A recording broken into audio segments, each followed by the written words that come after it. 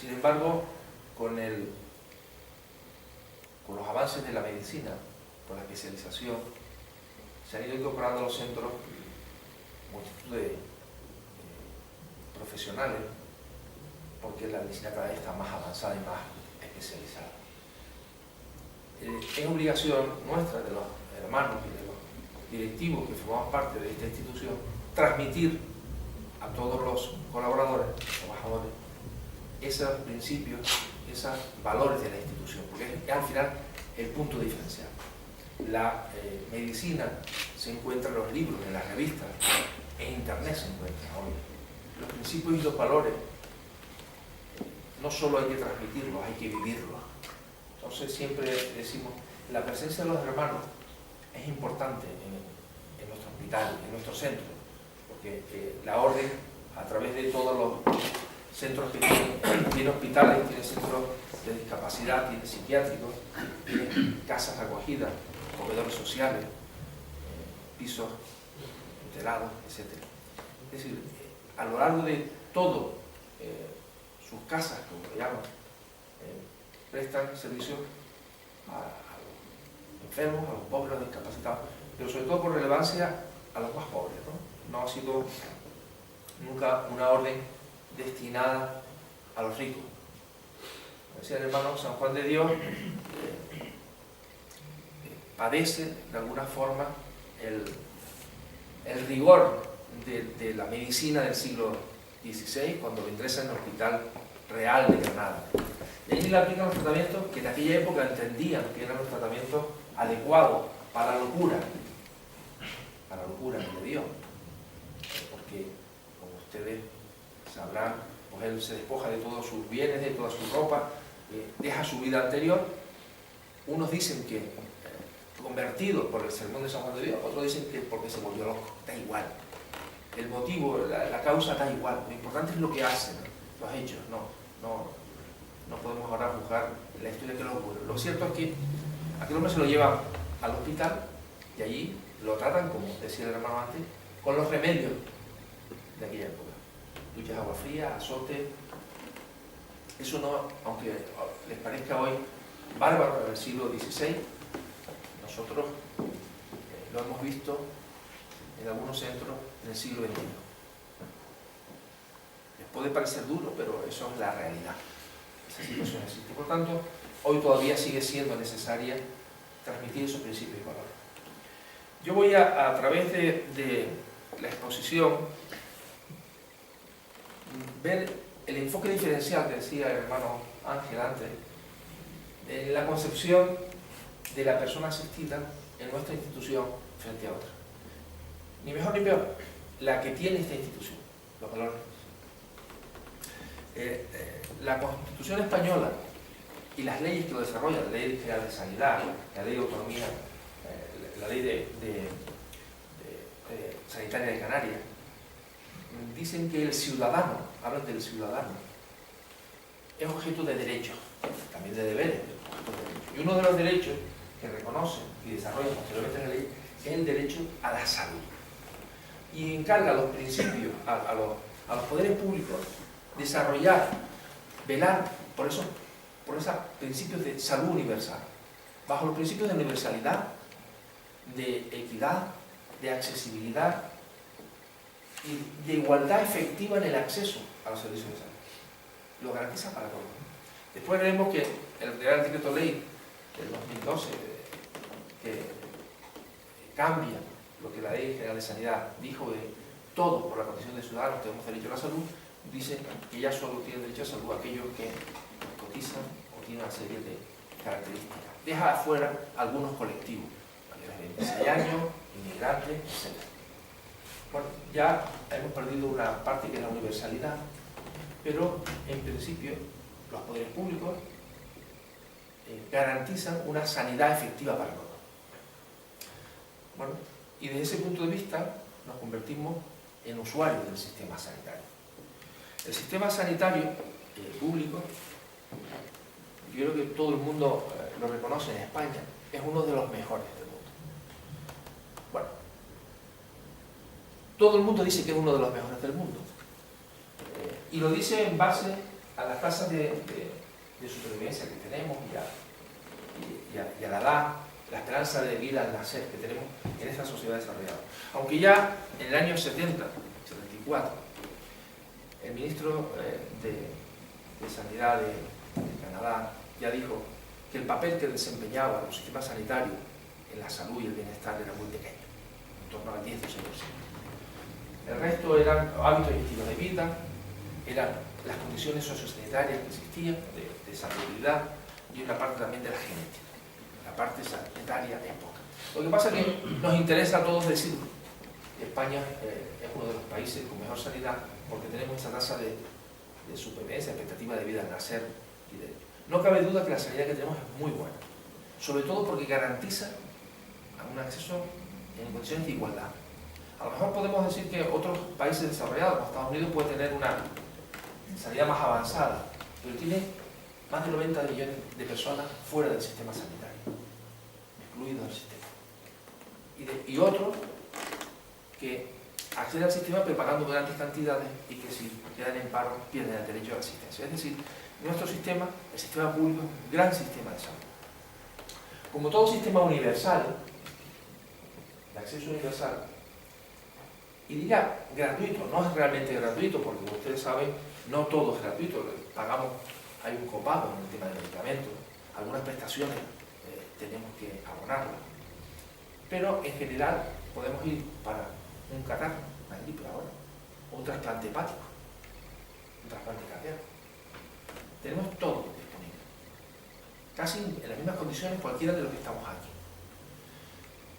Claro, todo sistema sanitario universal, público y de acceso libre, gratuito, tiene el problema de la asimetría entre la oferta y la demanda. En momentos determinados, algunos llaman picos asistenciales, la necesidad, la demanda de los usuarios es mayor que la oferta. La estructura sanitaria, hospitales, centros de salud, consultas de medicina, se ven desbordadas por esos picos sanitarios. Claro, esos picos sanitarios pueden ser debidos a varias causas. Uno es epidémico, otros son catástrofes, cosas que no se prevén. Y otros son condiciones socioeconómicas también. No cabe duda de que el dinero que una sociedad destina a una política, en este caso la sanitaria, condiciona los recursos que existen. Y cuando hay momentos como este que llevamos, una importante crisis sanitaria, económica, eso repercute en los presupuestos para sanidad y por tanto en los dispositivos, tanto recursos humanos como sanitarios. ¿Qué pasa en estas situaciones? Pues se forman las colas, se forman las listas de espera, se abarrotan las urgencias. No quiero usar el término colapso porque la consejera dice no tiene colapso, sino abarrotamiento. Entonces, se abarrotan las urgencias. En esos momentos, el usuario se convierte en paciente. El que padece, como dice el diccionario de la Academia de la Lengua, el que padece o sufre una enfermedad física o psíquica, pero también un sistema, también lo padece. O el que pacientemente espera ser atendido.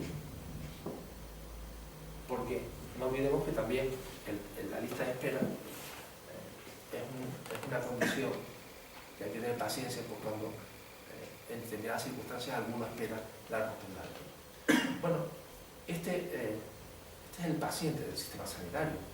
Es el término que habitualmente usamos con la persona enferma.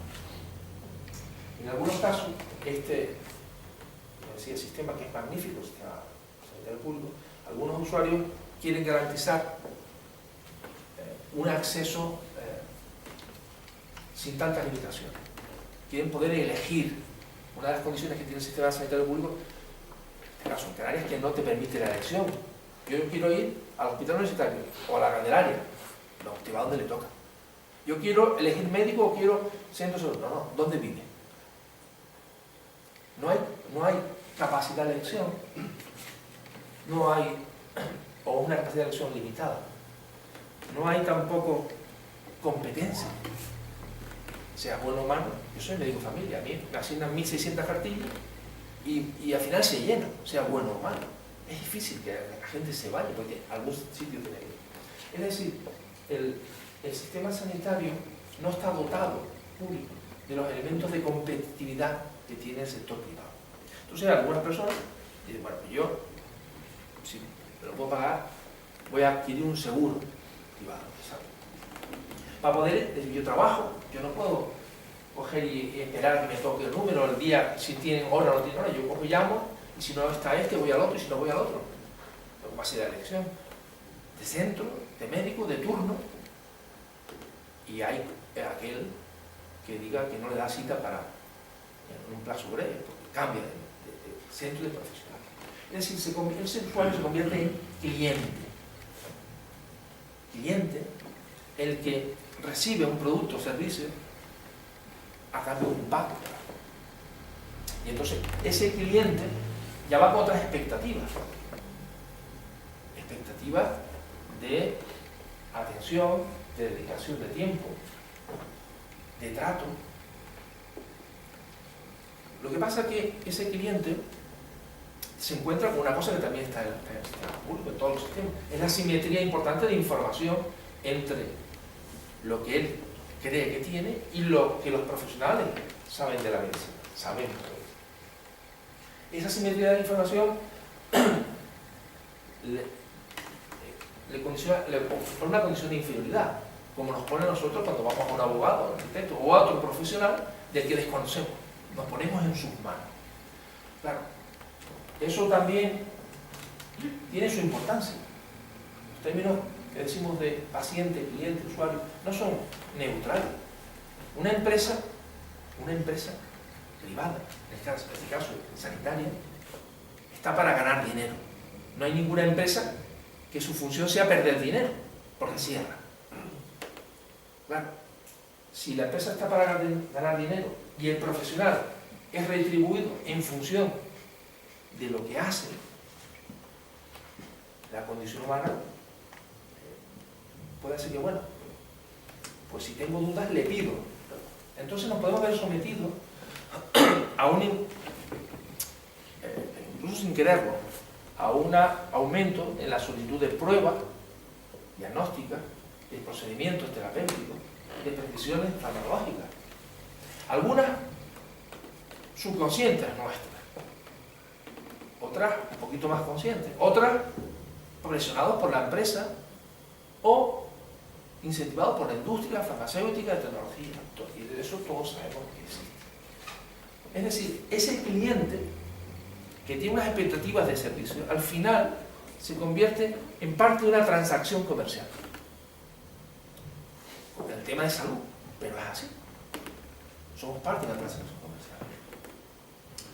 Claro, esa simetría de información hace que la persona enferma no tenga capacidad para valorar la calidad del servicio.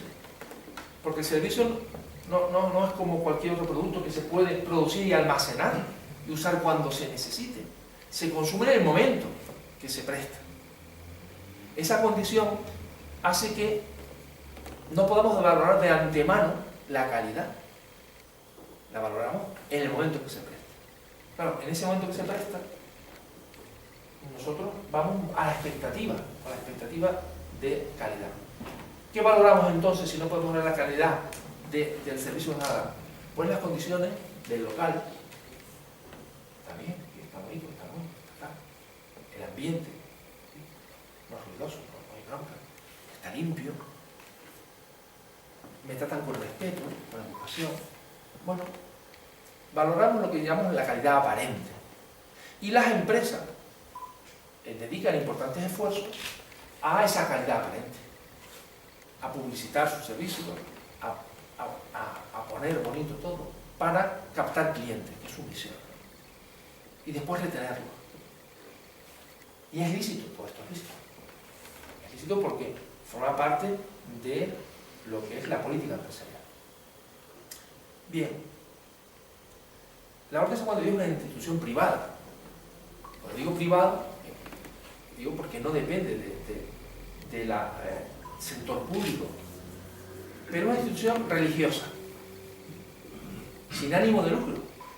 Eso también es importante decirlo. Una institución que se dedica a la asistencia de enfermos, de necesitados, discapacitados, de pobres, sin ánimo de lucro. Lo que recoge de su actividad, si es positiva, lo destina a la creación de otros centros allá donde se necesita. Comedores sociales, ahora muchísimo, la necesidad que hay, discapacidad, o centros en otros países menos favorecidos, en África, América. Bueno, esa, podemos decir, bueno, es una institución sin ánimo de lucro, pero sin ánimo de lucro hay un montón de ONGs por ahí, que hacen labores magníficas también. Cruz Roja, Médicos del Mundo, cualquiera de estas instituciones, también son instituciones sin ánimo de lucro, con una actividad humanitaria genial. Bueno, ¿cuál es el carácter diferencial de la institución de San Juan de Dios? La consideración de la persona enferma como el prójimo. Y eso solo lo da el carácter religioso de la institución. Decía el hermano el otro día, no pongas eso de religioso de la Iglesia Católica porque la gente a lo mejor se molesta porque no todo el mundo, bueno, estamos en un ambiente un poquito más creyente. Pero es que si no explico que esto es una institución religiosa, no tiene sentido hablar del prójimo. Pero además hablar de paciente, de cliente. Pero yo no puedo hablar del prójimo sin decir, estamos en una institución religiosa. Los que trabajamos ahí, cada uno tiene sus creencias, cada uno tiene sus opiniones, pero la institución es una institución religiosa. Los fundadores tienen un origen religioso y sus principios y valores están basados en ellos. Por lo tanto, no se entendería lo que voy a contar ahora si no lo digo. Y lo tengo que decir alto, y además estamos en Semana Santa, por tanto lo digo. Y si a alguno le gusta, pues lo dice. El carácter de prójimo lo tiene el carácter de religioso. ¿Y por qué viene esto así? Bueno, siempre, en la Orden de San Juan de Dios siempre se saca la parábola del buen samaritano, cuando hablamos del prójimo. ¿Quién es el prójimo? Bueno, el prójimo es esa persona próxima, vecina, amiga, familiar, semejante. Y cuando le dijeron a Jesús, ¿y quién es el prójimo realmente? ¿Tú quién dices que es el prójimo? ¿Qué dicen las leyes? Pues, él saca la palabra la parábola del samaritano, ¿no? Cuando le dice, si quiero ganar el cielo, ¿qué tengo que hacer? ¿Qué dice la ley? Si la ley dice, amarás a Dios sobre todas las cosas y al prójimo como a ti mismo.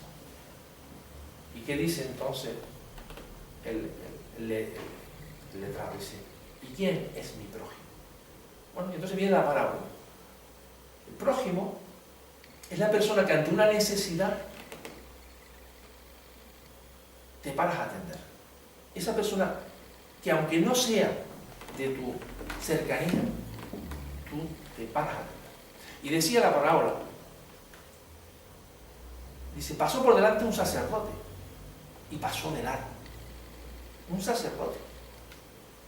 Pasó un levita y pasó de largo también.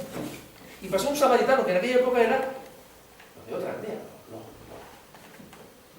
los otros, los no próximos. Y se para y lo cura. ¿Quién actuó de prójimo? ¿Quién se comportó, decía, como el prójimo? El samaritano. Bueno, pues esa filosofía de prójimo es la que los hermanos transmiten a lo largo de los siglos. Antes las comunidades de hermanos, los centros eran todos hermanos. Había muy pocos colaboradores. Según se va especializando la medicina, se va contratando distintos profesionales y también con la disminución de las vocaciones, pues también van incorporando a los centros cada vez más profesionales. Por eso hoy día, por eso hace una semana, la semana pasada en Tenerife, la anterior en La Palma, a nuestros trabajadores le contábamos el carácter diferencial. Porque somos los encargados, los hermanos y los que tenemos algún puesto de responsabilidad, de transmitir el carácter diferencial de nuestra institución. Para ir a un buen médico, un enfermero o a un magnífico profesional no necesitan ir a San Juan de Dios. Pueden ir a la Candelaria, al Hospital Universitario, al Negrín, al Insular, a cualquier hospital público o privado, a Hospitén, a La Colina, a quien quieran ustedes. Porque hay grandes profesionales en el ámbito sanitario. Entonces, ¿qué es lo que nos diferencia? ¿O qué nos debe diferenciar que los hermanos insisten en que transmitamos sus principios y valores? Porque en el fondo, a los que dirigimos la institución, se nos juzga también por resultados económicos, nos pegan nuestros palos si vamos por deuda, y últimamente solo recibimos palos, porque solo hay deuda. Pero eso le preocupa más a los de la línea directiva, a mi jefe. A los hermanos les preocupa más lo otro. Si tú tienes buenos resultados, pero no respetas estos principios y valores, a mí no me sirve esto. En esta institución puedes irte a cualquier, o sea, puedes ser un buen gerente de cualquier clínica privada o pública. Lo que piden aquí, lo que lleva ellos es la dirección carismática. Ellos piden que transmitamos ese principio y valor. Y nosotros no estamos exentos por estar en este edificio que es tan bonito, el edificio racionalista de Enrique Romero de Alba. ¿Estamos exentos de nosotros perder de vista el prójimo por estar ahí? Somos personas carne y hueso como todos los demás que entramos por ahí porque nos contratan para trabajar, de médico, enfermero, lo que sea. Pero una vez que estás dentro, te intentan transmitir una forma de atender. Decía el padre Marchesi, Luigi Marchesi, que fue general, superior general de la orden, hace más de 30 años, en el año 84, escribió un libro que se llama La humanización. Decía, nosotros, y se lo decía a los hermanos, en aquella época no nos lo decía a los colaboradores, se lo decía a los hermanos, le echaba una bronca a los hermanos, que les decía, nosotros no estamos exentos de los peligros de la deshumanización. En nuestro centro también existen esos peligros que comentamos antes, porque en nuestro centro hemos incorporado muchos profesionales y especializado la medicina. Especializado tanto que ya no cabe lugar para el paciente, para la persona enferma. Todos son pruebas, ya no hay tiempo para dedicarle al enfermo. Pero él hablaba de hacerle sitio al enfermo en el corazón, de escucharlo, de atenderlo, de hacerle sitio para que te cuente su historia, su biografía, sus problemas. Claro, cuando uno ingresa con una neumonía, quiere que lo cure. Pero cuando uno ingresa con una neumonía y está a punto, o puede morirse, lo que le preocupa es ponerse en paz. No podemos, en nuestro centro, no podemos transmitirle que lo importante es la parte biológica. Hay una parte psicológica importante, una parte espiritual también. Si esa persona se muere, ellos quieren que esa persona muera en paz consigo mismo, con su familia. Que además tenga arreglados sus papeles, que tenga preparado ese tránsito para la muerte.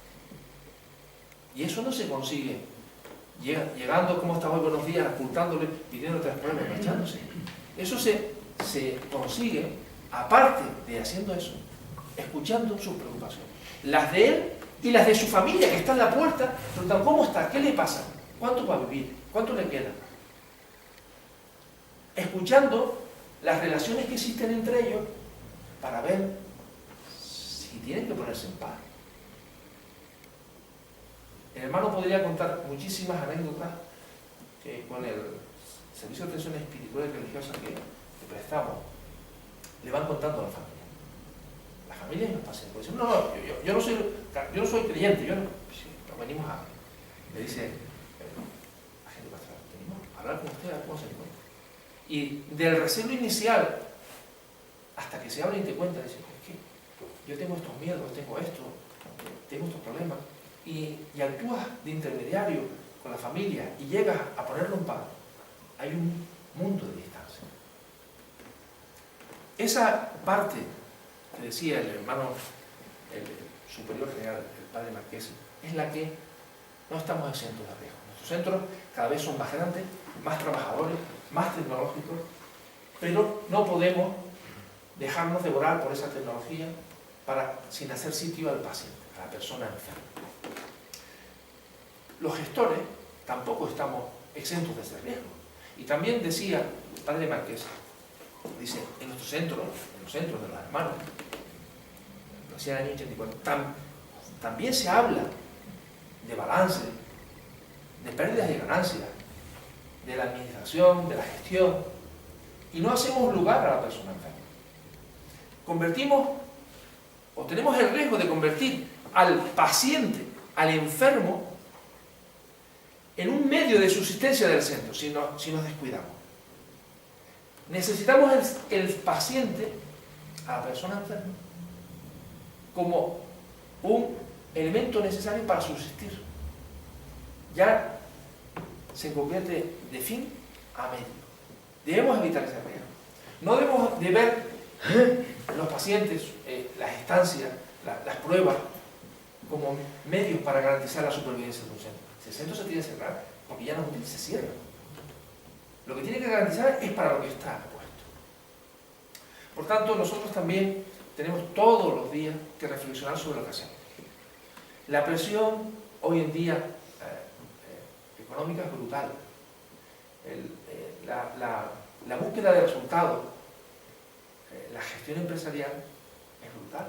El hermano decía antes, en aquella época, cuando se construyó el centro de aquí, no había un convenio con el Servicio de la Salud, ni había subvenciones.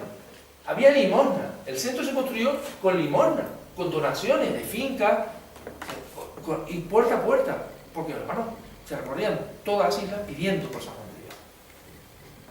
En aquella época era una época donde a veces se comía y a veces no se comía. Hoy, en un mundo donde existe un derecho, que decimos al principio, a la salud, y alguien que lo paga, podemos decir, aquí lo va a pagar el público, o un seguro privado, o el paciente. Y te corres el riesgo de preocuparte porque te cuadren las cuentas. Y entonces, nosotros los que gestionamos el centro, pues si no cuadra, venga, voy a quitar personal, voy a quitar esto, voy a recortar. Ese riesgo también lo tenemos. Por tanto, también hay que estar alerta, nosotros y ellos, encima de nosotros, para que eso no ocurra en nuestro centro. Termino diciendo lo que de alguna forma viene a constituir nuestro motivo de trabajo, el trabajo. Nosotros hacemos formación continuada, intentamos que los profesionales vayan a congresos, a cursos y estén actualizados. Pero también intentamos transmitirle esta cultura de la hospitalidad. Esta cultura de la hospitalidad, que es la cultura de ponerte en medio entre el enfermo y lo que le agrede. San Juan de Dios murió porque se tiró a un río a rescatar a una persona que estaba ahogando. San Juan de Dios sacó a enfermos cuando se incendió el hospital, los sacó en brazos porque se iban a quemar. Nuestros trabajadores en los centros, tenemos un centro discapacitado, como decía el hermano Ángel,